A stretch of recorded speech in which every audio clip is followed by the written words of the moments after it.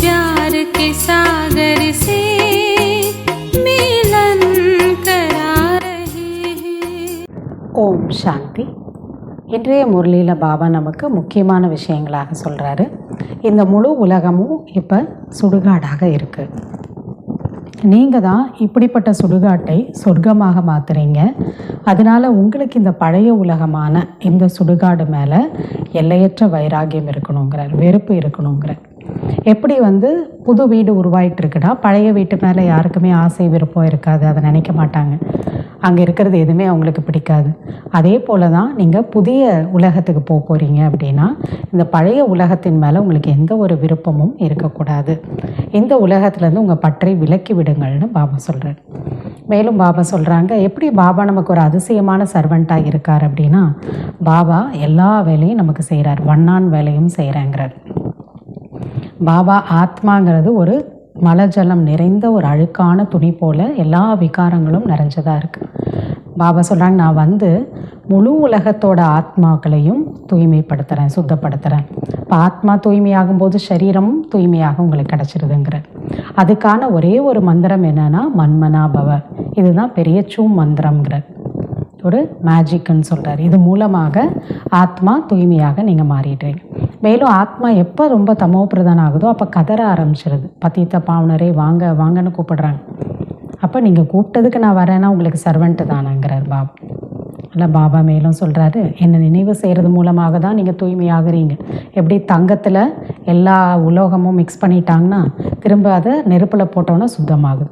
அதே போல் தான் ஆத்மாவில் இருக்கக்கூடிய விகாரங்களோட கலப்படம் எல்லாம் போகணுன்னா யோகம்ங்கிற அக்னி நெருப்பில் போடுங்க. இது யோகா அக்னி, உங்கள் பாவம் எல்லாம் பஷ்பமாயிடுதுங்கிற பாபா சொல்கிறாங்க. அட்டயோகம்லாம் செய்கிறாங்க, ஆனால் அதெல்லாம் யோகா அக்னின்னு சொல்ல முடியாது. இது ஒன்று தான் யோகா அக்னின்னு சொல்ல முடியும். சில பேர் சொல்கிறாங்க, பாபா உங்களை நினைவு செய்கிறது அப்படின்னா அது மறந்து போய்ட்றோம், கஷ்டமான விஷயம்னு சொல்கிறாங்க. பாபா சொல்கிறாங்க, நான் உங்களுக்கு வேறு எந்த கஷ்டமுமே கொடுக்கறது கிடையாது. பக்தி போல் என்னை நினைவு செய்யுங்க, இதை மட்டும்தான் நான் உங்களுக்கு சொல்கிறேங்கிறேன். மேலும் பலவிதமான பண்டிகைகள் இந்த உலகத்தில் கொண்டாடுறதுலாம் இந்த நேரத்துக்கானது தாங்கிறேன். அதுதான் தஷாரா. ஒவ்வொரு வருஷமும் எதுக்காக ராவணனோட குடும்பாவியை எரிக்கிறோம் அப்படின்னு யாருக்கும் தெரியறதில்ல. உண்மையான அர்த்தம் என்ன? ராவணன் ராமுக்கு மட்டும் எதிரி கிடையாது, நம்ம எல்லாருக்கும் எதிரி தான். நமக்குள்ளே இருக்கார் 5 விகாரங்கள், அதுதான் ராவணன். இப்போ முழு உலகத்துக்கும் எல்லையற்ற தஷாரா நடக்கணுங்கிற அப்படின்னா எல்லாருக்குள்ளே இருக்கக்கூடிய ராவணனையும் இப்போ எரிச்சாகணும்.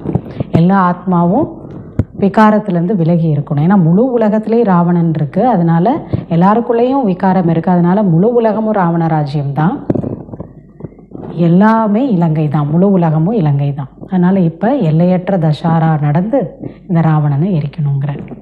மேலும் பாபா சொல்கிறாங்க, என் மேலே ஆசீர்வாதம் காட்டுங்கன்னு யார் சொல்கிறாங்களோ நான் உங்களுக்கு உயர்ந்த வழிகாட்டுதலை கொடுக்குறேன், இதுதான் நான் உங்களுக்கு கொடுக்கக்கூடிய ஆசீர்வாதம்னு சொல்கிறேன். சில பேர் சாது சன்னியாசிகள் பிரம்மத்தோட ஐக்கியமாக இல்லான்னு நினைக்கிறாங்க. ஆனால் ஒருத்தர் கூட அப்படி ஐக்கியமாக முடியாது. அவர் வராமல் ஒருத்தர் கூட திரும்ப போகவும் முடியாது, மறுபிறவி எடுத்து தான் தீரணும்னு சொல்கிறார். பாபா சொல்கிறாங்க, பக்தியில் தான் அப்படி சொல்லிட்டாங்க, தண்ணியை பாவத்தை போக்கக்கூடியதுன்னு சொல்லிட்டாங்க. ஆனால் பாபா சொல்கிறாங்க, ஞானம் தானே பாவத்தை போக்கக்கூடியது. அந்த ஞானத்தை நீருன்னு சொல்ல முடியாது, அமிர்தம்னு நம்ம சொல்கிறோம் அப்படின்னா அது தண்ணி கிடையாது. பாபா சொல்கிறாங்க, இது ஞான அமிர்தம், ஞான கங்கை. இதில் குளிக்கும்போது தான் ஆத்மா சுத்தமாக மாறுது. கவு முக்குன்னு சொல்கிறாங்க, பசுவோட வாயிலிருந்து தண்ணி வருது. ஆனால் நீங்கள்லாம் தான் பசுங்கிறார். உங்கள் வாய் மூலமாக ஞானம் வெளியே வருது, அதை கேட்டு மற்றவர்கள் ஞான கங்கை மூலமாக தூய்மை அடையலாம். இதெல்லாம் புரிய வைக்கிறார். மேலும் பாபா சொல்கிறாங்க, யாரையுமே நீங்கள் பக்தி பண்ணாதீங்கன்னு சொல்லாதீங்க. ஏன்னா தானாக புரிஞ்சுக்கும் போது பக்தியோட பலன் தான் ஞானம் கிடச்சிருக்குன்னா விட்டுருவாங்க.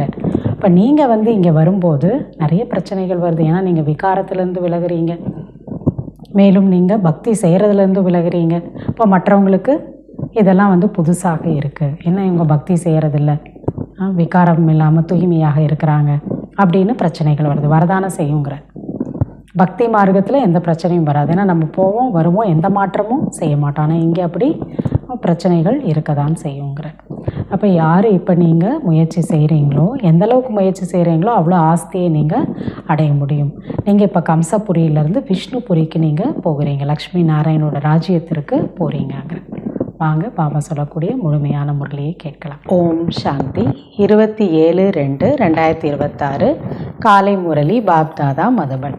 இனிமையான குழந்தைகளே, நீங்கள் இந்த சுடுகாட்டை சொர்க்கமாக மாற்றுகிறீர்கள். எனவே இந்த பழைய உலகத் என்ற சுடுகாட்டின் மீது உங்களுக்கு முழு வைராகியம் வர வேண்டும். கேள்வி: எல்லையற்ற தந்தை தனது ஆன்மீக குழந்தைகளுக்கு அதிசயமான சர்வெண்டாக இருக்கின்றார், எப்படி? பதில்: குழந்தைகளே, நான் உங்களுடைய வண்ணானாக இருக்கின்றேன். குழந்தைகள் உங்களுக்கு மட்டுமன்றி முழு உலகத்தினுடைய சீச்சியான அழுக்கான துணிகளை நொடியில் துவைக்கின்றேன் என்று தந்தை கூறுகிறார். ஆத்மா என்ற ஆடை தூய்மையாக மாறுவதால் ஷரீரமும் தூய்மையாக கிடைக்கும். இவர் அப்படிப்பட்ட அதிசய சர்வெண்டாக இருக்கிறார். இவர் மன்மனாபவ என்ற சூ மந்திரத்தினால் அனைவரையும் நொடியில் தூய்மையாக ஆக்கிவிடுகிறார். ஓம் சாந்தி.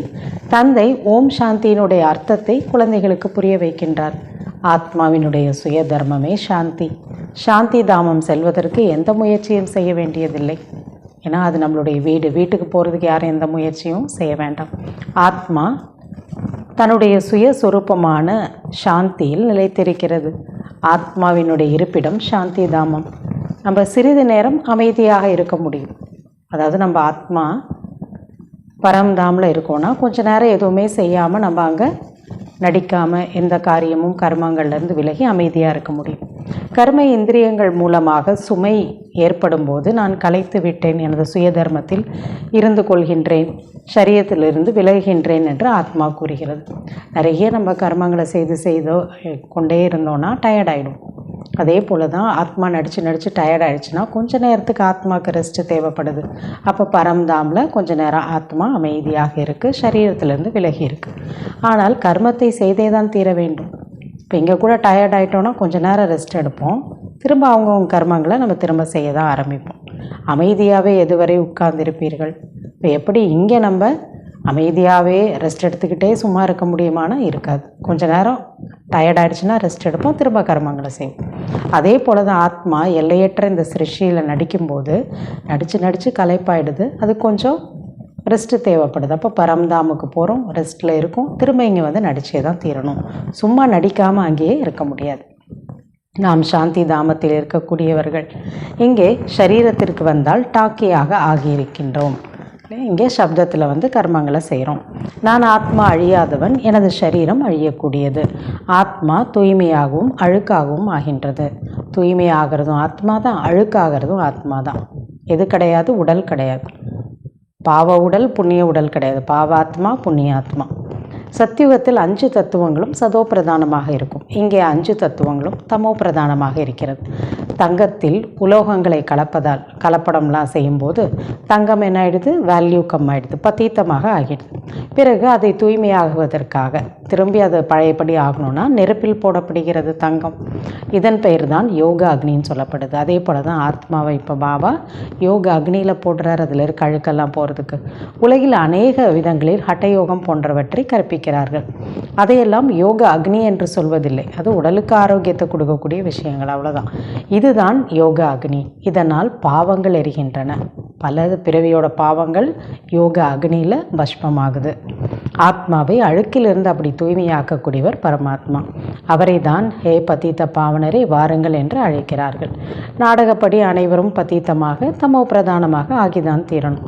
இது ஒரு மரம். இதன் விதை ரூபமாக இருக்கக்கூடிய பரமாத்மா மேலே இருக்கார், நம்ம கீழே இருக்கோம். மரம் கீழே இருக்குது, விதை மேலே இருக்கார். தந்தையை அழைக்கும் போது எல்லோருடைய புத்தியும் மேலே செல்கிறது. கடவுளேனா மேலே தான் பார்க்குறாங்க. அவரிடமிருந்து நீங்கள் ஆஸ்தியை பெறுகிறீர்கள். அப்படிப்பட்டவர்கிட்டருந்து நம்ம இப்போ ஆஸ்தி அடைஞ்சிட்ருக்கோம். அவர் இப்பொழுது கீழே வந்திருக்கிறார். நம்ம இருக்கக்கூடிய இடத்துக்கு அவர் என்ன பண்ணுறார்? இப்போ வந்திருக்கார். நான் வரவேண்டி இருக்கிறது என்று சொல்கிறார். நாம் எப்போ அந்த மாதிரி கீழே போயிட்டோமோ அவர் வந்து திரும்ப சரி பண்ணுறதுக்கு வந்து தான் ஆகணும்.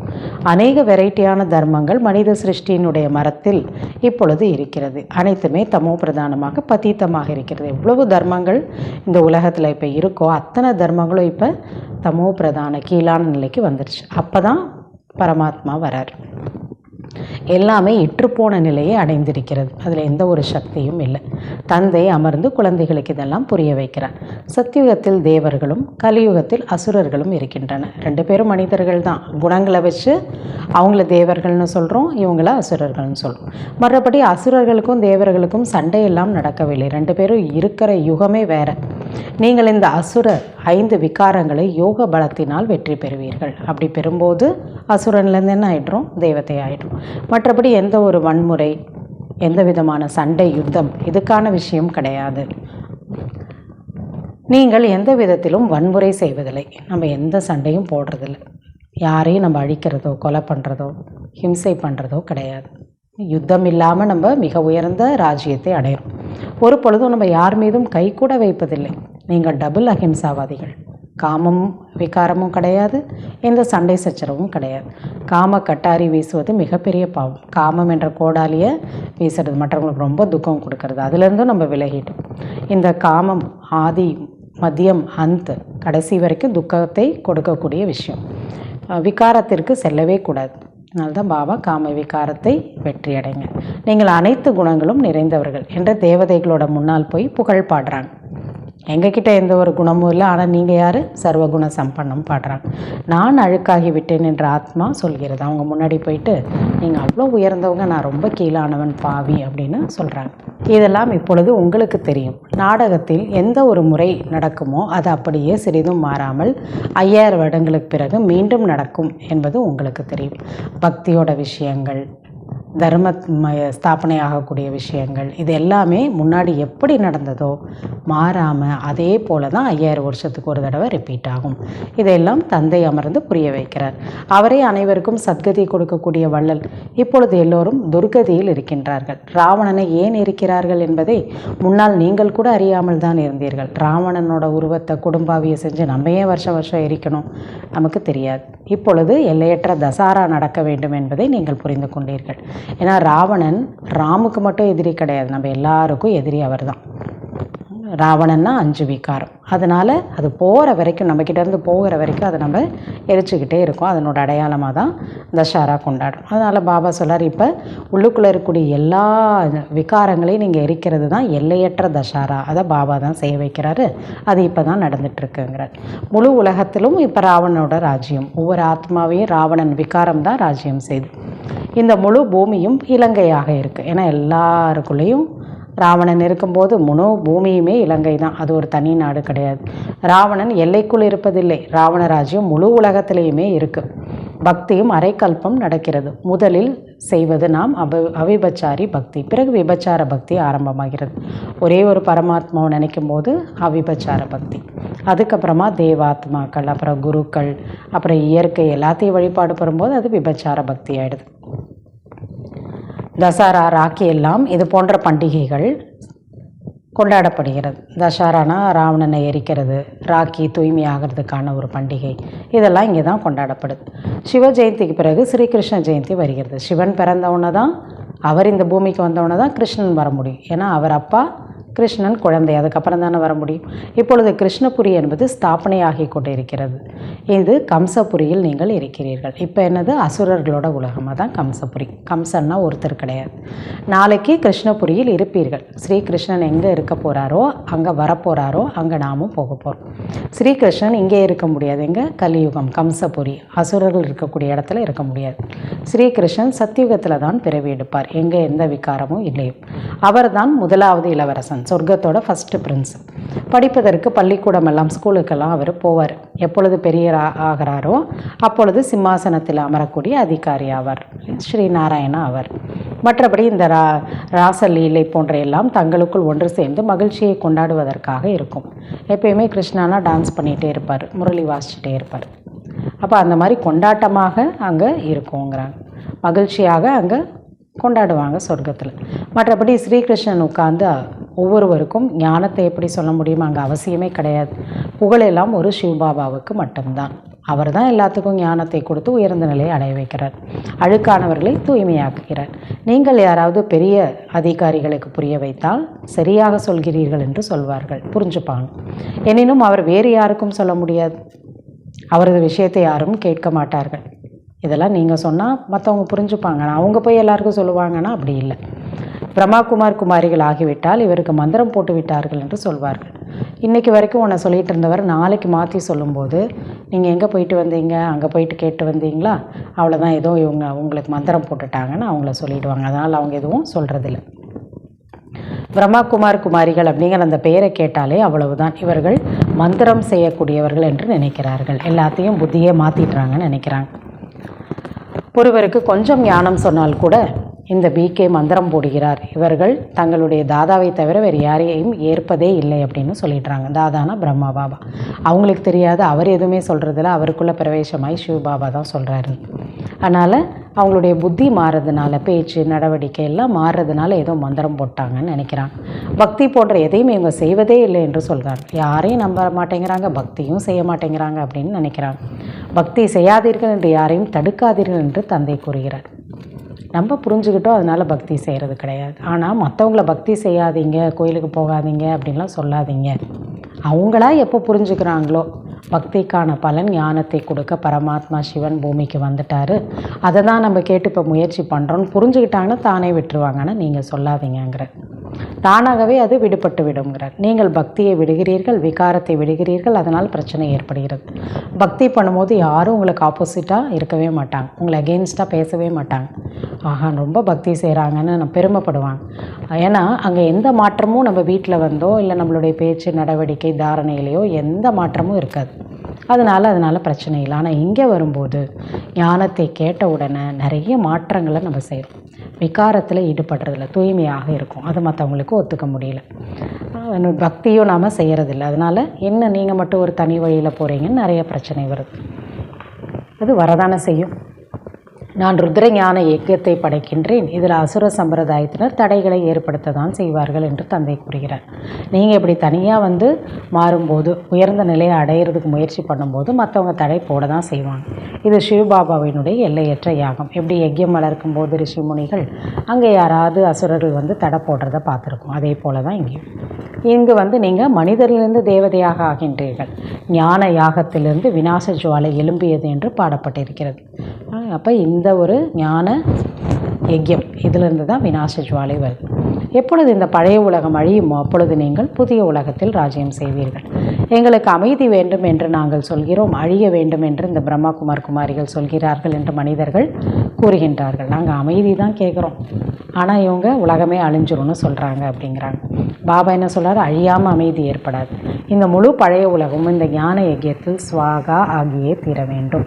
இதை தந்தை புரிய வைக்கிறார். இந்த பழைய உலகத்திற்கு நெருப்பு பிடித்தே தீர வேண்டும். இயற்கை சீற்றங்களும் வரும், அழிவு ஏற்பட்டே தான் ஆக வேண்டும்ங்கிறது பகவான் வாக்கு. மனிதர்கள் அனைவரும் எல்லாத்துலேயும் அரைப்பட்டு கடுகு போட அழிந்து போவார்கள். மற்றபடி ஆத்மாக்கள் சரீரமெல்லாம் அழிஞ்சிரும், ஆத்மா மட்டும் இருக்கும், அதுவும் மேலே போயிடும். ஆத்மா அழியாதது என்பதை யார் வேண்டுமானாலும் புரிந்து கொள்ள வேண்டும். அவர் எல்லா ஆத்மாக்களையும் மேலே கூட்டிகிட்டு போகிறார்.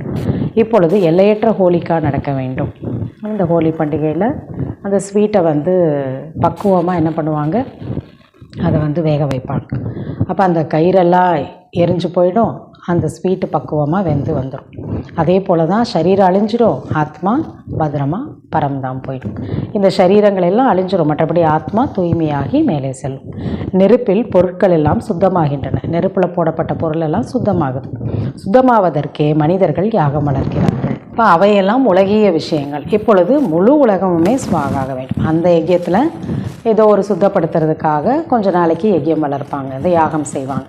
இப்போ இந்த ஞான யஜ்யத்தில் முழு உலகமும் என்ன ஆகணும்? ஸ்வாக ஆகணும்.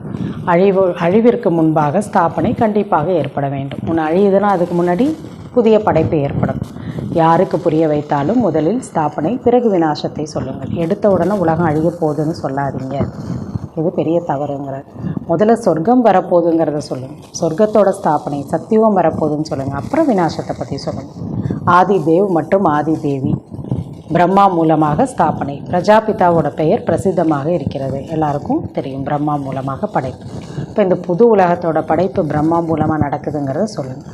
லட்சம் கோயில் இருக்கின்றது, எத்தனை திருவிழாக்கள் பண்டிகைகள் நடக்கின்றன. நீங்கள் ஜெகதாம்பாவோட குழந்தைகள்.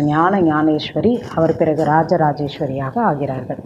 நீங்கள் பெரிய செல்வந்தர்களாக ஆகிறீர்கள். ஞானம் கேட்டவங்க தான் என்ன ஆக முடியும்? ராஜா ராணியாக ஆக முடியும், ராஜராஜேஸ்வரி. பாபா சொல்கிறாங்க, இந்த ஞானத்தை கேட்டு தான் பெரிய செல்வந்தர்களாகவும் ஆகுறீங்க. பிறகு பக்தி மார்க்கத்தில் லக்ஷ்மியிடமிருந்து தீபாவளி அன்று அழியக்கூடிய செல்வத்தை கேட்கிறார்கள். உங்கள் வீட்டில் நிறைய செல்வம் வரணும் அப்படின்னு. இங்கே எல்லாமே கிடைக்கின்றது, எல்லாமே இங்கே கிடைக்குது ஞான மார்க்கத்தில். ஆயுஷ்மான் பவ, புத்திரமான் பவ. நம்முடைய ஆயுள் என்ன ஆகிடுது? 150 வருஷங்கள் தேவி தேவர்கள் இருப்பாங்க. இதெல்லாம் உங்களுக்கு தெரியும். நீண்ட ஆயுளோட வாழ்வீங்க. எந்த அளவு யோகம் செய்கிறீர்களோ அந்த அளவு உங்களுடைய ஆயுள் காலம் அதிகமாகிக் கொண்டே செல்லும் என்று தந்தை கூறுகிறார். நீங்கள் ஈஸ்வரனோடு யோகம் வைத்து யோகேஸ்வரர்களாக ஆகின்றீர்கள். அவரை நினைக்கிறவங்களாம் யார்? யோகேஸ்வர். மனிதர்கள் யோகேஸ்வர் என்று விகாரத்தின் விஷயங்களிலிருந்து விடுபட்டவர்களும் சொல்கிறார்கள். யாரெல்லாம் ரிஷி முனிகளோ அவங்களையும் யோகம் செய்கிறவங்களும் சொல்கிறாங்க. விகாரம் என்ற அந்த மலஜலம் நிறைந்த துணியை துவைத்ததாக அவரை சொல்கிறார்கள். யார்? பகவான் என்ன பண்ணாராம்? அந்த விகாரங்கள் நிறைஞ்ச ஆத்மாவை துவைக்கிறார். அதுதான் மலஜலம் நிறைஞ்ச துணியை துவைக்கிறாருன்னு சொல்கிறார். அதனால் அவரை என்னை வண்ணான் என்றும் சொல்கிறார்கள் என்று தந்தை கூறுகிறார். நான் அனைத்து ஆத்மாக்களையும் சுத்தமாக்குகின்றேன். பிறகு சரீரமும் உங்களுக்கு புதியதாக சுத்தமாக கிடைக்கிறது. நான் நொடியில் முழு உலகத்தினுடைய துணியையும் சுத்தமாக்குகின்றேன் என்று தந்தை கூறுகிறார். எல்லா ஆத்மாக்களையும் ஒரு நொடியில் என்ன பண்ணிடுறாரு? தத்துவத்தையும் சேர்த்து தூய்மையாக்குறார். நான் நொடியில் முழு உலகத்தோட துணிகளையும் சுத்தமாக்கிட்டார். மன்மனாபவ என்று இருந்தால் மட்டும் ஆத்மா சரீரம் ரெண்டுமே தூய்மையாகிவிடும். மனதை என்னிடம் ஈடுபடுத்துங்க, ஆத்மா தூய்மையாயிடும், அதனால் சரீரமும் தூய்மையாயிடும். இது சூ மந்திரம் தானே, மேஜிக் தானே, வேற ஒன்றும் பெருசாக கஷ்டம் இல்லைங்க. நொடியில் ஜீவன் முக்தி எவ்வளவு எளிய ஒரு வழியாக இருக்குது. தந்தையை நினைவு செய்தால் தூய்மையாகி விடுவீர்கள். தந்தையை மட்டும் நினைவு செய்யுங்கள். எங்கு போனாலும் வந்தாலும் ஒரு அப்பாவை மட்டும் நினைவு செய்யுங்கள். வேறு எந்த சிரமத்தையும் சிறிது கூட நான் உங்களுக்கு கொடுப்பதில்லைங்கிறேன். பாபா வேறு எந்த கஷ்டமும் நமக்கு கொடுக்கறதில்ல. சாப்பிடாமல் இருங்க, தூங்காமல் இருங்க, நடந்து பாத யாத்திரை தீர்த்த யாத்திரை போங்க, எந்த கஷ்டமும் கொடுக்கறதில்லை. நினைவு மட்டும் செய்ய வேண்டும். இப்பொழுது உங்களை நான் ஒரு நொடியில் உயரும் கலைக்கு கொண்டு செல்கின்றேன். நான் குழந்தைகள் உங்களுக்கு சர்வெண்ட்டாக வந்திருக்கின்றேன் என்று தந்தை கூறுகிறார். வேலைக்காரனாக நமக்கு வந்திருக்கார். ஏ பதீத பாவனே வாருங்கள், எங்களை தூய்மையாக்குங்கள் என்று சொல்லி அவரை நாம் அழைக்கின்றோம். நல்லது குழந்தைகளே, வந்திருக்கின்றேன், அதனால் சர்வெண்ட்டாக இருக்கின்றேன் தானே. நீங்கள் சொன்னதுக்கு நான் வந்திருக்கேன்னா நான் உங்களுக்கு சர்வெண்ட்டு தானேங்கிறேன். எப்பொழுது நீங்கள் அதிகமான அழுக்காக ஆகிவிடுவீர்களோ அப்பொழுது மிக அதிகமாக கதறுகிறீர்கள். கடவுளே வாங்க வாங்கன்னு கூப்பிடுறோம். இப்பொழுது நான் வந்திருக்கின்றேன். நான் ஒவ்வொரு கல்பமும் குழந்தைகள் உங்களுக்கு இந்த மந்திரத்தை கொடுக்கின்றேன். என்னை நினைவு செய்தால் நீங்கள் தூய்மையாக ஆகிவிடுவீர்கள். மன்மனா பவ என்பதனுடைய அர்த்தமே என்னை மட்டும் நினைவு செய்யுங்கள். மத்யாஜி பவ என்றால் தந்தையை நினைவு செய்தால் விஷ்ணுபுரிக்கு சென்று விடுவீர்கள். தேவதைகள் ஆயிட்டு விஷ்ணுபுரி லக்ஷ்மி நாராயணோட ராஜ்யத்திற்கு எஜமானர்களாக ஆயிடுவீங்க. அதனால் மன்மனா பவ மத்யாஜி பவ இந்த மந்திரத்தை சொல்லிக் கொடுக்குறேன். விஷ்ணுபுரியோட ராஜ்யத்தை பெறுவதற்காகவே நீங்கள் வந்திருக்கிறீர்கள். ராவணபுரிக்கு பிறகு விஷ்ணுபுரி, இது ராவணபுரி கலியுகம், அப்புறம் விஷ்ணுபுரி வரப்போகுது. கம்சபுரிக்கு பிறகு கிருஷ்ணபுரி, அசுர உலகம் கம்சபுரி, கிருஷ்ணபுரிங்கிறது சத்தியுகம் வரப்போகுது. எவ்வளவு எளிதாக பாபா புரிய வைக்கிறார். இந்த பழைய உலகத்திலிருந்து பற்றை விளக்குங்கள் என்று கூறுகிறார். நரகத்து மேலே எப்படி நம்ம பற்று வைக்கிறது? இதிலேருந்து பற்ற விளக்குங்க. இப்பொழுது நாம் 84 பிறவிகளை முடித்து விட்டோம். இந்த பழைய ஆடை, அதாவது இந்த உடலை விட்டு நாம் புதிய உலகத்திற்கு செல்ல வேண்டும். நினைவால் தான் உங்கள் பாவங்கள் அழிந்து கொண்டே செல்லும். அவ்வளவு தைரியம் என்பது வைக்க வேண்டும். அவ்வளவு முயற்சிங்கிறது பண்ணணும். அவர்கள் பிரம்மத்தை நினைவு செய்கிறார்கள். அதிலே போய் ஐக்கியமாயிடலான்னு பிரம்மத்திலோட கலந்துடலான்னு நினைக்கிறாங்க.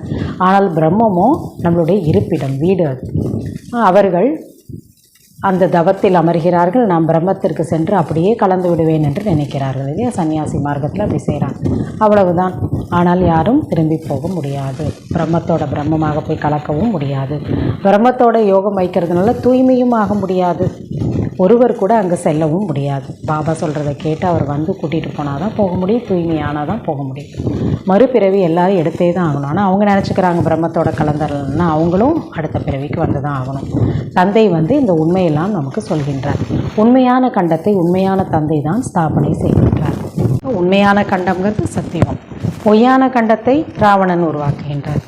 இப்பொழுது இது சங்கம யுகம், நடுவில் நாம் இருக்கோம். இதில் நீங்கள் மிக உத்தமமாக ஆகின்றீர்கள். எனவே இதனை புருஷோத்தம சங்கம யுகம், புருஷோத்தம யுகம் என்று சொல்லப்படுகிறது. ஆத்மா புருஷ் உத்தம நிலையை அடையுது. நீங்கள் சோழியிலிருந்து வைரம் போல ஆகிறீர்கள். இது எல்லையற்ற விஷயம்தானே. உத்தமத்திலும் உத்தமமான மனிதர்கள் தான் தேவதைகள். இப்பொழுது புருஷோத்தம சங்கம யுகத்தில் நீங்கள் அமர்ந்திருக்கிறீர்கள். உங்களை புருஷோத்தமராக உயர்ந்தவர்களாக ஆக்கக்கூடியவர் மிக உயர்ந்த தந்தை. மிக உயர்ந்த சொர்க்கத்தோட ஆஸ்தியை உங்களுக்கு கொடுக்கின்றார். பிறகு இதை நீங்கள் ஏன் மறக்கிறீர்கள்? ஏன் மறந்துட்டோம்? என்னை நினைவு செய்யுங்கள் என்று தந்தை கூறுகிறார். பாபா கருணை காட்டுங்கள், அப்பொழுது நாங்கள் மறக்க மாட்டோம் என்று குழந்தைகள் சொல்கிறார்கள். இது எப்படி முடியும்? அவர் எப்படி கருணை காட்டுவார்? தந்தையோட டைரக்ஷன் படி நடக்கணும், அவ்வளோதான். நான் உயர்ந்த வழியை காட்டிட்டு அதுதான் கருணை. நான் சொல்கிறபடி நீங்கள் கேளுங்க. என்னை நினைவு செய்தால் ஆட்டோமேட்டிக்காக நீங்கள் அழுக்கிலிருந்து தூய்மையாக மாறி விடுவீர்கள் என்று தந்தை கூறுகிறார். சொன்னபடி செய்யுங்கள், மற்றபடி ஆசீர்வாதம் என்ன செய்கிறது? பாபா சொல்கிறாங்க, நான் என்ன உயர்ந்த வழிக்கான டைரக்ஷன் கொடுக்குறனோ அதை வழிப்படி நடங்க, மற்றபடி தனியாக நான் என்ன ஆசீர்வாதம்னு தனியாக கொடுக்குறதுங்கிறார். அதெல்லாம் அவர் செய்வதே இல்லை. அவர் கற்றுக் கொடுப்பது தான் அவருடைய ஆசீர்வாதம். அச்சா, இனிமையிலும் இனிமையான காணாமல் கண்டெடுக்கப்பட்ட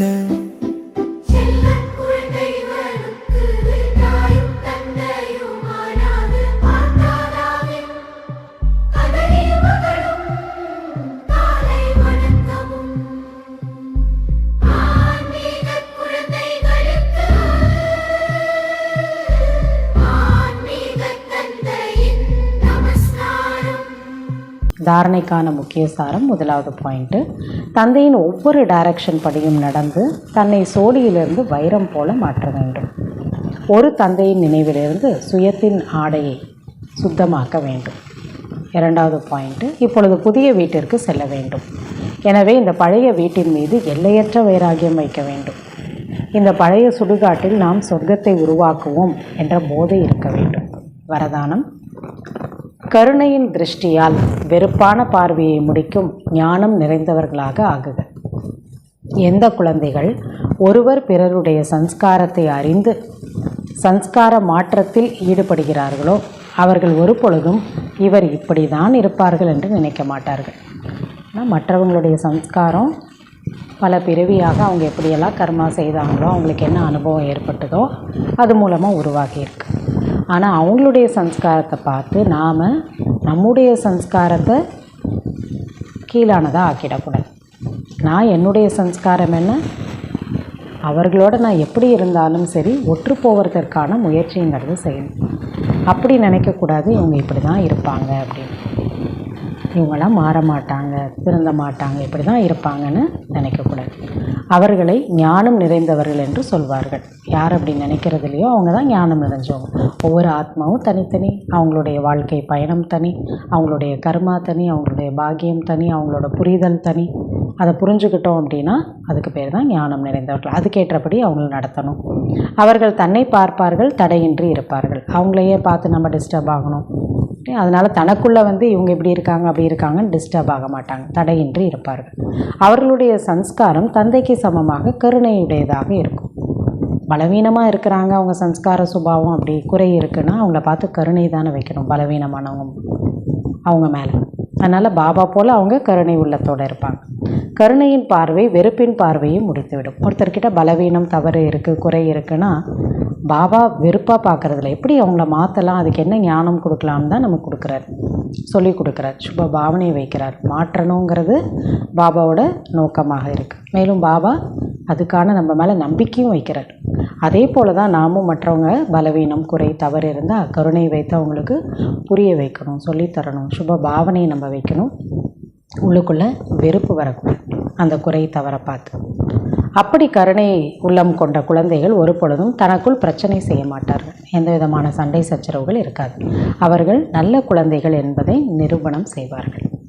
ஸ்லோகன்: சதா பரமாத்ம சிந்தனை செய்பவரே கவலையற்ற ராஜா.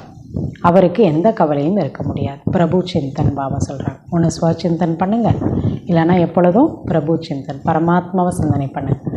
அவர் யார், அவர் எப்படிப்பட்டவர், அவருடைய குணங்கள் தன்மைகள்லாம் எப்படிப்பட்டது, அவருடைய சக்தி எப்படிப்பட்டது, இதெல்லாம் நீங்கள் சிந்தனை பண்ணிங்கன்னா அப்படிப்பட்டவர் என் கூட இருக்காருன்னா அப்போ கவலையற்ற ராஜாவாக இருக்க முடியுங்கிற அவ்வியக்த சமிகை.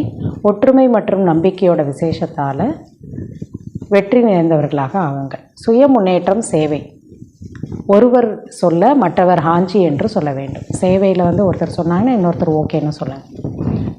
இப்படி சதா ஒற்றுமையோடு இருக்கும்போது உறுதியோடு முன்னேறி செல்ல முடியும். எப்படி தாதிகள் கிட்ட அந்த ஒற்றுமை உறுதியாக இருந்ததோ, அந்த குழு அவங்க ஒன்றா சேர்ந்து சக்திசாலியாக இருந்தார்களோ, அப்படி ரத்தனங்கள் இருந்ததை பார்த்து நாமும் உங்களுடைய குழுவை உறுதியாக உருவாக்க வேண்டும்னு சொல்கிறாங்க. அப்பொழுது குழுவினுடைய சக்தி எதை வேண்டுமோ அதை செய்ய முடியும். சங்கட்டன் சக்தி ஒன்றாக சேர்ந்து நாம் எதை வேணாலும் செய்ய முடியும், தனியாக செய்ய முடியாது. குழுவாக இருக்கும் போது தான் செய்ய முடியும். குழு நினைவின் அடையாளம் 5 பாண்டவர்கள். யார் நம்ம எல்லோரும் ஒன்றா சேர்ந்து தான் எல்லாத்தையும் நம்ம செய்கிறோம், சத்தியுகத்தை படைக்கிறோம். இதனோட அடையாளமாக தான் 5 பாண்டவர்களும் ஒன்றாவே காட்டுறோம். ஓம் ஷா.